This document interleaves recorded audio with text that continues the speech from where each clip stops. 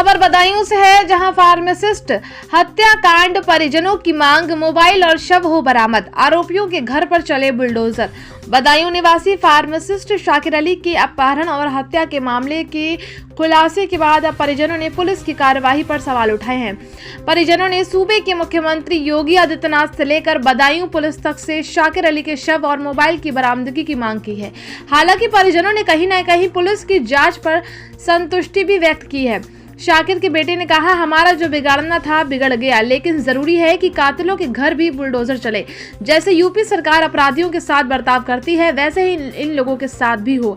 शाकिर के साले नौशाद ने आरोप लगाया कि पुलिस अब तक ना तो शाकिर की लाश बरामद कर पाई और ना ही उसका मोबाइल मिल सका। उन्होंने कहा कि आरोपियों ने यह कबूल किया था कि उन्होंने शाकिर के मोबाइल को बिनावर इलाके के तालाब में फेंका था और उसकी लाश को साकरा के पास रामघाट में फेंका था, लेकिन इसके बावजूद कोई भी सबूत बरामद नहीं हो सका। देखिए ये रिपोर्ट स्टेट क्राइम संवाददाता नाजिर खान के साथ। आपके पिताजी की हत्या कर दी गई है, क्या कहना चाह रहे हैं? सिर्फ हमें अब यही रह गया है कि इस पर कड़ी से कड़ी कार्रवाई करी जाए और इन मुजरिमों का इस दुनिया में कोई काम ही नहीं है, तो सरकार इंसाफ दे हमें।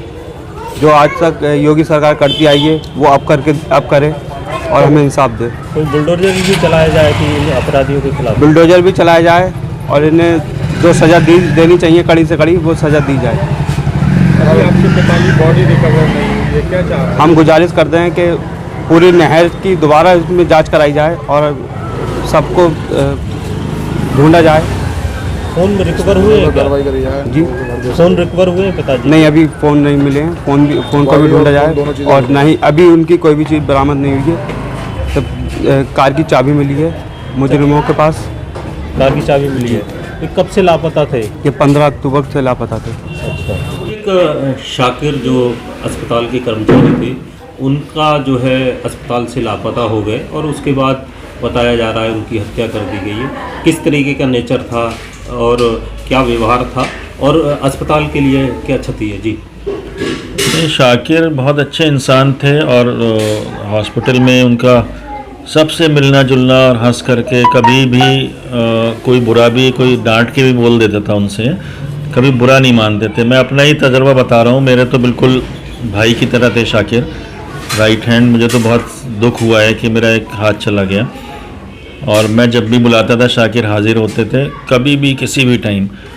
और कभी मेरा भी कोई दुख दर्द होता था मैं उनसे ही शेयर करता था और वो मुझे समझाते थे और मैं डांट भी देता था, ख़ास तौर से जब वो पान मसाला खा के आते थे।